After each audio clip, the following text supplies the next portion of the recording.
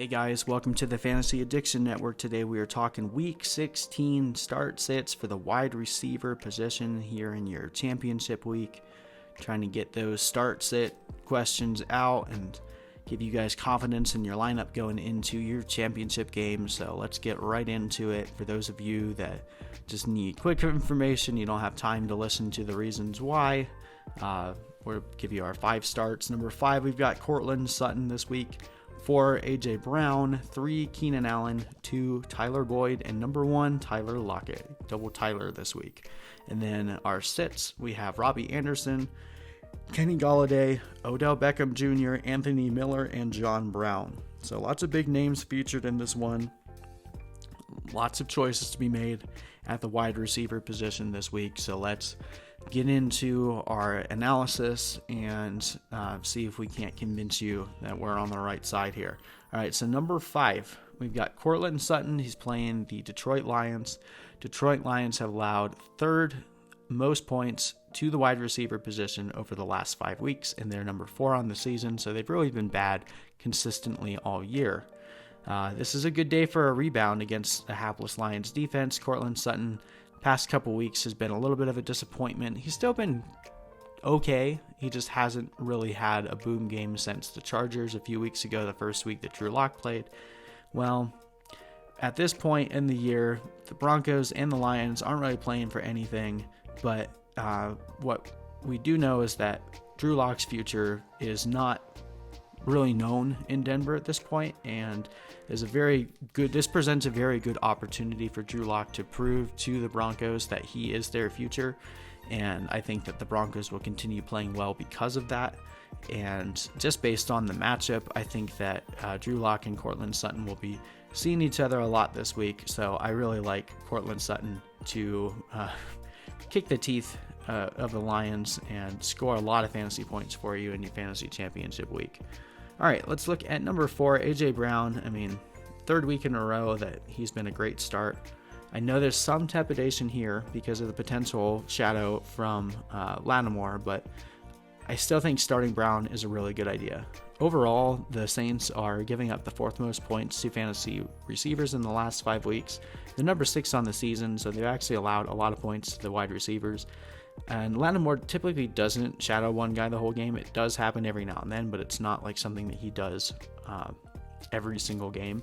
And New Orleans gives up a lot of points to the wide receiver. Plus, Brown is just playing so good right now, I just can't stomach benching him.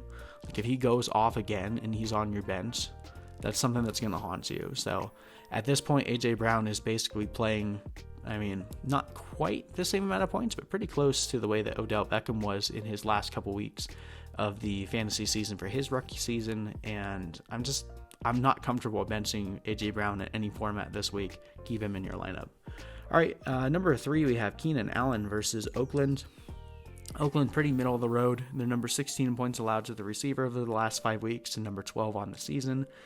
Keenan Allen has been quietly consistent after he started out the year looking like he was going to be the wide receiver 1 on the year, and then he had 4 dud games in 5 weeks, and people pretty much just kind of forgot about him. He's really picked it back up over the last couple weeks. He's had double-digit PPR points in the last 5 games. Granted, he's definitely a better start in PPR than standard, but I like him a lot this week against a hapless Oakland Raiders defense the Raiders are just in a very bad place right now after losing so many games in a row and losing to the Jaguars last week at home.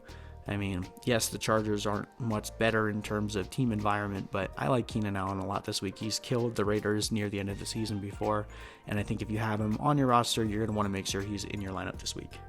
Okay, number 2, Tyler Boyd. So last week we recommended sitting Tyler Boyd because he was going to get shadowed by Stephon Gilmore, and if you did sit Tyler Boyd last week, it turned out to be a good decision. Well, good news for you. This week, Miami is the worst team against the receiver in the entire NFL over the last 5 weeks, and they're number 2 in most points allowed on the season. So Miami hands out strong performances to the wide receiver like candy to kids on Halloween. And after getting shut down last week, I look for Boyd to have a massive game here in a potential junk shootout. I'm trying everything I can to make sure that Tyler Boyd is in my lineup this week. All right, but then number 1, our start of the week, he's back. It's Tyler Lockett versus Arizona. Josh Gordon is gone again. Pour one out for him. Just hope that he can get over these issues that keep recurring. But overall, Tyler Lockett is the main deep field threat for Russell Wilson, who played really well last week, and the Seahawks are now the number one seed in the NFC. They're going to do their best to try to finish out the year with 2 wins over divisional opponents, and they need to make sure that they don't let the Cardinals sneak in a win here. So Wilson is going to be playing very hard in this one. I look for this game. It could easily turn into a higher scoring affair. The Seahawks defense is not that great, and Kyler Murray looked much better last week. I look for this game to at least be somewhat competitive, which would allude to Russell Wilson having to keep the ball in the air. And I think that Tyler Lockett, he gives you the potential to win your week in one play, and I like players like that going into the championship game. He has a tremendous upside, and I think he has a pretty decent floor now that he's basically regained his role as the number one option for Russell Wilson. All right, so those are my starts. Let's look at the players that I'm trying to get on my bench this week. We'll start with Robbie Anderson playing the Steelers. The Steelers are 28th in points allowed to the receivers over the last 5 weeks, 23 on the season. Now, John Brown had a pretty decent performance versus Pittsburgh last week, but I'm still shying away from Pittsburgh here. This is likely to be a lower scoring game, and the Steelers defense has been very stingy against the big play wide receivers. So I'm really just trying to shy away from all Jets in this one. I guess there really is only one possible narrative you might say, like, oh, is this the revenge game for Le'Veon Bell? I'm not sure that I buy that either. I'm just trying to stay away from Jets in this game. The Steelers just lost. They're fighting for a playoff spot. Their defense has been lights out all year, and their offense isn't doing much to let the defense slack off. So I don't like the Jets in this one, and I don't want to rely on any of their main options going into the final week of the year. All right, let's look at Kenny Golladay. Plays Denver this week. Denver is 24th in points allowed to the receivers all year. This one pains me a lot. Golladay has been playing great this year, and it really sucks to have his year end this way. After Marvin Jones went on IR last week, Kenny Golladay basically became the only big name in that offense. Yes, they have Danny Amendola, but he's always kind of been just like a fringe slot guy. And we were really hoping for a lot more last week against the Buccaneers, but he gave us nothing. So, considering that his only counterpart is Danny Amendola, a Chris Harris shadow is very likely here. With David Blau throwing Golladay the ball, I think you've got to keep him on your bench if you have a better option. It's sad, but there's no way I'm going to trust Kenny Golladay in my championship lineup this week. All right, this one hurts a lot too. Odell Beckham versus the Baltimore Ravens. I really don't want to do this one. Odell Beckham has been probably one of the biggest disappointments on the year, but there's no way I can recommend starting OBJ here, even though he does always carry the potential to just destroy the other team. Last time he played the Ravens, even in a game that the Browns won, he only put up 4 PPR fantasy points. We know that he's playing with a sports hernia, so he's playing hurt. The Browns organization it's not looking good right now. The players are revolting against Freddie Kitchens. Landry was yelling at him on the sideline, and we're getting rumors that Odell Beckham is trying to get out of Cleveland.